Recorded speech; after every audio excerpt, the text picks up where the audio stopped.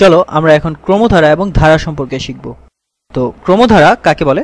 ক্রমধারা হলো কতগুলো সংখ্যার অনুক্রম এবং সবচেয়ে কঠিন ক্রমধারা হলো 1 2 3 4।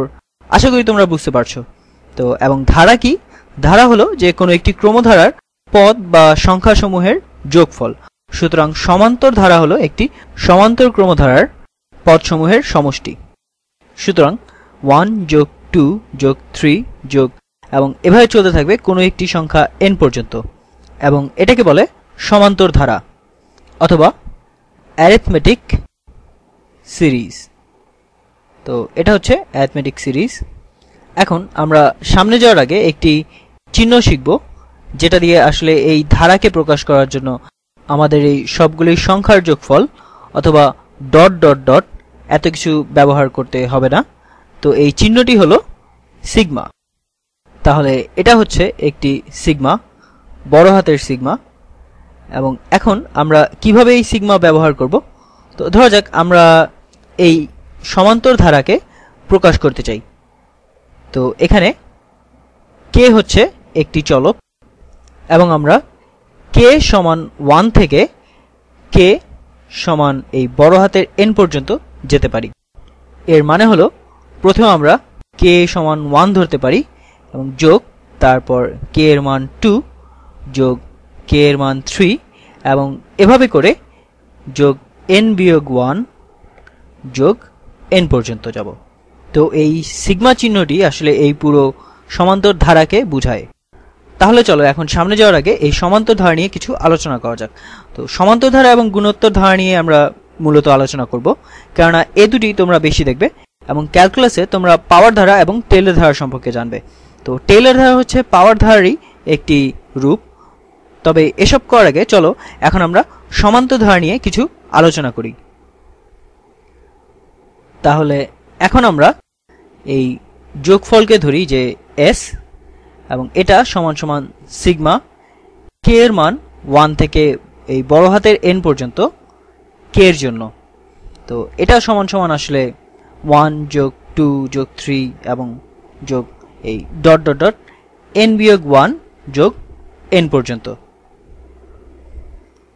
তাহলে এই পর্যন্ত এখন ঠিক আছে, এবং একটু ধৈর্য ধরো, কারণ আমি এখন এই যোগফলটিকেই বিপরীত ক্রমে লিখব। তো আমি এখন এই সংখ্যাগুলো যে ক্রমেই লিখি না কেন এই সংখ্যাগুলির সমষ্টি একই হবে, কেননা 1 যোগ 2 আর 2 যোগ 1 এটা আসলে একই কথা। সুতরাং আমরা এই একই ধারাকে লিখব বিপরীত ক্রমে। অর্থাৎ আমি যদি বিপরীত ক্রমে এটা লেখা শুরু করি তাহলে এটা হবে কিছুটা এরকম যে n যোগ n বিয়োগ 1 যোগ n বিয়োগ 2 এবং এভাবে এটা যোগ হতে থাকবে, তারপরে যোগ 2 যোগ 1। এবং এটা আসলে ঠিক একই ব্যাপার এই প্রথম ধারাটির মতো, এবং এটা আমি করেছি এটার কারণ আছে, কারণ এখন আমরা এই দুটিকে যোগ করব। তো এই দিকে এটা হবে s যোগ s, তাহলে 2s, এবং এই দিকে এই ধারার যোগফলের সাথে আমরা এই ধারার যোগফল যোগ করব। তাহলে আমি এই কাজটি করেছি যাতে এটা আরো পরিষ্কারভাবে বোঝা যায়। এখন আমরা সংশ্লিষ্ট পদগুলোকে যোগ করি। আমরা যে কোনো পদের সাথে যে কোনো পদকেই যোগ করতে পারি, কিন্তু আমরা তা না করে 1 এর সাথে n, 2 এর সাথে n বিয়োগ 1, 3 এর সাথে n বিয়োগ 2। আমার মনে হয় যে তুমি এটা বুঝতে পারছো যে আমি কেন এটা করছি, বা তুমি যদি নাও বুঝে থাকো তাহলে এখনই তুমি বুঝে যাবে। 1 যোগ n এবং 2 যোগ n বিয়োগ 1, 3 এবং n বিয়োগ 2, এবং এইভাবে করতে করতে n বিয়োগ 1 যোগ 2 এবং n যোগ 1 পর্যন্ত। তাহলে 1 যোগ n কত? এটা হবে n যোগ 1, এবং 2 যোগ n বিয়োগ 1 এটা কত হবে? এটাও হবে n যোগ 1, এবং 3 যোগ n বিয়োগ 2 কত হবে? এবং আমার মনে হয় তুমি বুঝতে পারছো যে এটাও হবে n বিয়োগ 1, এবং এভাবে করতে করতে যোগ n বিয়োগ 1 যোগ 2, আচ্ছা দুঃখিত এখানে যোগ 1 হবে, তো এটা হবে n যোগ 1, এবং n যোগ 1 কি হয়? এটা অবশ্যই শুধুমাত্র n যোগ 1 হয়। এখন আমার প্রশ্ন হচ্ছে যে কতগুলি এখানে n যোগ 1 আছে? আমাদের n সংখ্যক n যোগ 1 আছে, কারণ আমরা প্রতিটি পদের জন্য একটি করে n যোগ 1 পেয়েছি। এখন আমরা এই প্রতিটি পদ n বার যোগ না করে আমরা এটাকে সাধারণভাবে লিখতে পারি যে n গুণ n যোগ 1। তাহলে 2 গুণ s হচ্ছে এই পুরোটা n গুণ n যোগ 1, এবং তাহলে আমরা দুদিকেই 2 দিয়ে ভাগ করলে পাই s সমান সমান n গুণ n যোগ 1 ভাগ 2। তাহলে কেন এটা এত চমৎকার?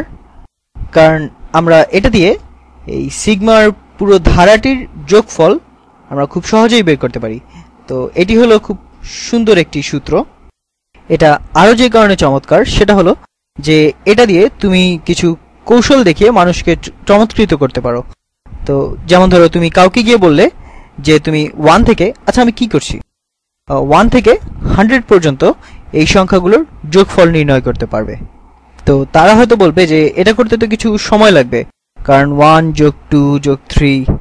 তো তুমি বলতে পারো যে আমার এটা করতে আসলে একদমই সময় লাগবে না। তাহলে যোগফল b সমান সমান 1। আচ্ছা আমি এটা তোমাকে এই জন্য দেখাচ্ছি শুধু বোঝানোর জন্য যে তুমি যে কোনো চলক ব্যবহার করতে পারো। তো b সমান 1 থেকে 100 পর্যন্ত, এবং এটা বের করার জন্য আমরা একটি সূত্র বের করেছি, সেটা হলো 100 গুণ 101 ভাগ 2। তো 101 গুণ 100 কি হবে? এটা 101 এর পর দুটি 0 বসবে, তো এটা হবে 10,100 ভাগ 2, এবং এটা সমান হবে 5050। এটা খুবই সহজ। তো 1 যোগ 2 যোগ 3 এবং এভাবে যোগ করতে করতে করতে করতে যোগ 98 যোগ 99 যোগ 100 এভাবে করতে করতে তোমার অনেক সময় লাগবে, এবং এখানে খুব ভালো সম্ভাবনা আছে যে তুমি অসতর্কতা বশত কোনো ভুল করে বসবে। তার বদলে আমরা এই সূত্রটি ব্যবহার করতে পারি, যেটা আমরা এইমাত্র প্রমাণ করেছি, এবং আমি আশা করি যে তোমরা এটি বুঝতে পেরেছো। তো এটা দিয়ে আমরা বের করতে পারি যে এটা সমান হবে 5050। আমাদের সূত্রটি ছিল n গুণ n যোগ 1 ভাগ 2। তো তুমি এটা দিয়ে 1 থেকে 1000 পর্যন্ত এর সমষ্টি বের করতে পারো।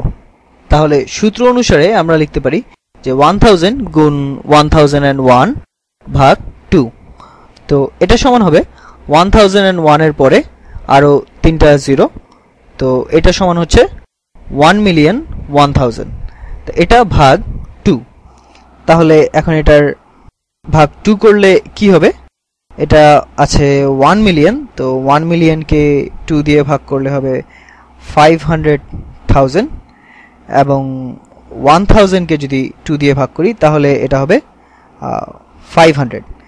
তো এই পুরোটাকে 2 দিয়ে ভাগ করলে এটা হবে 500,500। তুমি যদি এটা একটা একটা করে যোগ করতে যাও তাহলে হয়তো তোমার সারা জীবন পেরিয়ে যাবে। তো কিন্তু এই সূত্রটির সাহায্যে তুমি অনেক তাড়াতাড়ি এটা নির্ণয় করতে পারো। তো সুতরাং এটা হলো সমান্তর ধারা। এখন আরেকটি ধারা দেখা যাক, এবং এই ধারাটি তোমরা অনেকেই দেখবে, বিশেষ করে যারা তোমরা হিসাব বিজ্ঞান বা বিজ্ঞান নিয়ে পড়াশোনা করবে। তো তোমরা প্রায়শই এই ধারাটির মুখোমুখি হবে। তো এটা হলো গুণোত্তর ধারা বা জিওমেট্রিক সিরিজ। তো এই ধারার জন্য আমরা একটি চলক নেই x, কারণ আমি এখানে সাধারণভাবে আলোচনা করতে যাচ্ছি। আচ্ছা না, আমি তাহলে একটি সংখ্যাই নেই। তো ধরি একটি সংখ্যা a পাওয়ার k, এখানে k সমান 0 থেকে k সমান n পর্যন্ত এই ধারাটির যোগফল নির্ণয় করতে চাই। তাহলে এর মানে কি? তো এর মানে হচ্ছে যে a পাওয়ার 0 গুণ a পাওয়ার 1 যোগ a স্কোয়ার যোগ a পাওয়ার 3 যোগ এভাবে করতে করতে a পাওয়ার n বিয়োগ 1 যোগ এটা যোগ a পাওয়ার n পর্যন্ত। একে বলা হয় গুণোত্তর ধারা বা জিওমেট্রিক সিরিজ। তো এই ধারাতে পদগুলোর সূচক বা পাওয়ার ক্রমান্বয়ে বাড়তে থাকে। এখন এই ধারাটির যোগফল নির্ণয় করি। আমরা একই উপায়ে এটা করতে পারি, কিন্তু এখানে একটি ধাপ বেশি লাগবে। তাহলে এখন আমরা ধরি যে s সমান হচ্ছে যে এই যোগফল k সমান সমান 0 থেকে k সমান সমান n পর্যন্ত, এবং a পাওয়ার k এর জন্য। তাহলে এটা সমান হবে a পাওয়ার 0 যোগ a পাওয়ার 1 যোগ a স্কোয়ার, এবং এভাবে a পাওয়ার n বিয়োগ 1 যোগ a পাওয়ার n বিয়োগ 2 পর্যন্ত। তো হয়তো এভাবে লেখার এটা প্রয়োজন ছিল না। এখন আরেকটি যোগফলকে সংজ্ঞায়িত করি, এবং ধরা যাক যে এটা হলো as। তো আমার সময় শেষ হয়ে গেছে, তো পরের ভিডিওতে এটা চালিয়ে যাব।